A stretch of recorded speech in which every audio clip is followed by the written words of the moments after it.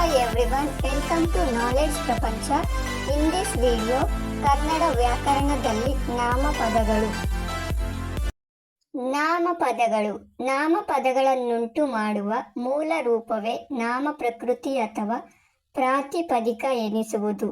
ಇಂತಹ ನಾಮ ಪ್ರಕೃತಿಗಳ ಮುಂದೆ ನಾಮ ವಿಭಕ್ತಿ ಪ್ರತ್ಯಯಗಳು ಸೇರಿದಾಗ ನಾಮಪದಗಳಾಗುತ್ತವೆ. ಅಲ್ಲದೆ ವ್ಯಕ್ತಿ, ವಸ್ತು, ಪ್ರಾಣಿ ಹಾಗೂ ಸ್ಥಳಗಳ ಹೆಸರುಗಳನ್ನು ತಿಳಿಸುವ ಪದವೇ ನಾಮಪದ. ನಾಮಪದಗಳ ಪ್ರಕಾರಗಳನ್ನು ಈ ಕೆಳಗಿನಂತೆ ವಿಂಗಡಿಸಲಾಗಿದೆ.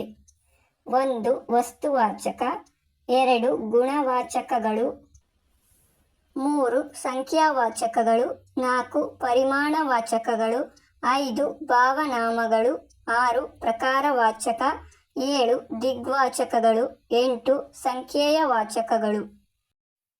ವಸ್ತುಗಳ ಹೆಸರು ಹೇಳುವ ಶಬ್ದಗಳೆಲ್ಲ ವಸ್ತುವಾಚಕ ನಾಮಗಳು ಎನ್ನುವರು.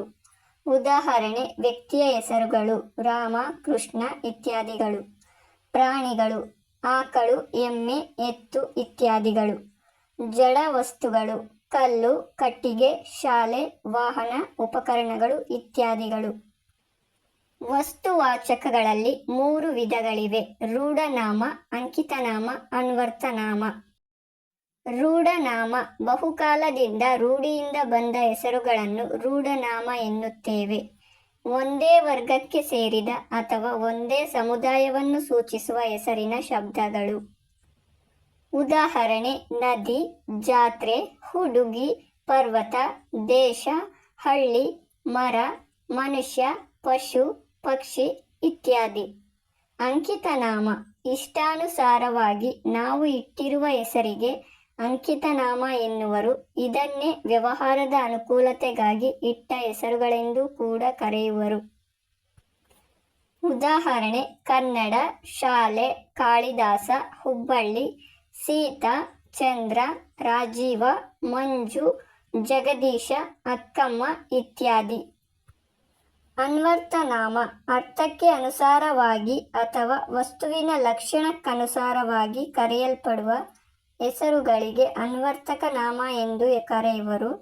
ಉದಾಹರಣೆ: ವೈದ್ಯ, ಶಿಕ್ಷಕ, ಕುಂಟ, ಕಿವುಡ, ಮುದುಕ, ಗಾಣಿಗ, ಭಿಕ್ಷುಕ, ಹಾವಾಡಿಗ, ಮಂತ್ರಿ, ಚಾಲಕ, ಪ್ರಧಾನಿ ಇತ್ಯಾದಿಗಳು.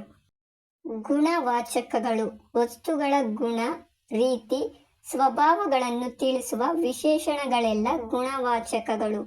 ಉದಾಹರಣೆ: ಹಿರಿದು, ಕಿರಿದು, ಕರಿ, ಬಿಳಿ, ಒಳ್ಳೆಯ, ಸುಗುಣ, ಕೆಟ್ಟ, ಹೊಸದು ಇತ್ಯಾದಿಗಳು. ಸಂಖ್ಯಾವಾಚಕಗಳು: ಸಂಖ್ಯೆಯನ್ನು ಸೂಚಿಸುವ ಶಬ್ದಗಳು.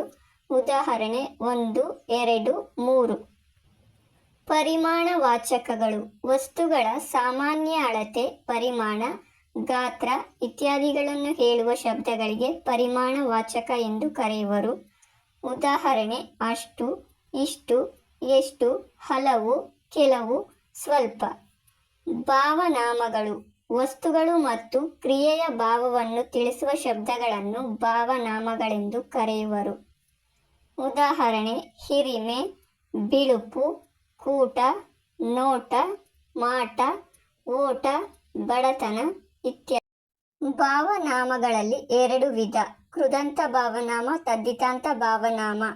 ಕೃದಂತ ಭಾವನಾಮ ಭಾವನಾಮಗಳಲ್ಲಿ ಧಾತುಗಳಿಂದ ಹುಟ್ಟುವಂತಹವುಗಳಾಗಿವೆ. ತದ್ಧಿತಾಂತ ಭಾವನಾಮ ನಾಮ ಪ್ರಕೃತಿಗಳಿಂದ ಉಂಟಾಗುವ ಭಾವನಾಮಗಳು. ಪ್ರಕಾರವಾಚಕ: ವಸ್ತುಗಳ ಸ್ಥಿತಿ ಅಥವಾ ರೀತಿಯನ್ನು ತಿಳಿಸುವ ಶಬ್ದಗಳನ್ನು ಪ್ರಕಾರವಾಚಕ ಎಂದು ಕರೆಯುವರು.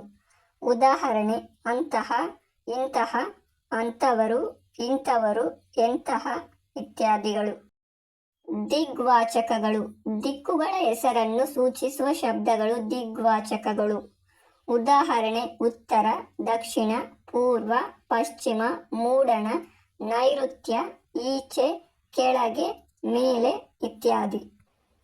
ಸಂಖ್ಯೇಯ ವಾಚಕಗಳು: ಸಂಖ್ಯೆಯಿಂದ ಕೂಡಿದ ವಸ್ತುಗಳನ್ನು ಹೇಳುವ ಶಬ್ದಗಳೆಲ್ಲ ಸಂಖ್ಯೇಯ ವಾಚಕಗಳು. ಉದಾಹರಣೆ: ಒಬ್ಬನು, ಇಬ್ಬರು, ಮೂವರು, ಒಂದನೆಯ ಇತ್ಯಾದಿ. ಈ ವಿಡಿಯೋ ಇಷ್ಟ ಆದರೆ ಲೈಕ್ ಮಾಡಿ, ಶೇರ್ ಮಾಡಿ, ಸಬ್ಸ್ಕ್ರೈಬ್ ಮಾಡಿ. Thank you.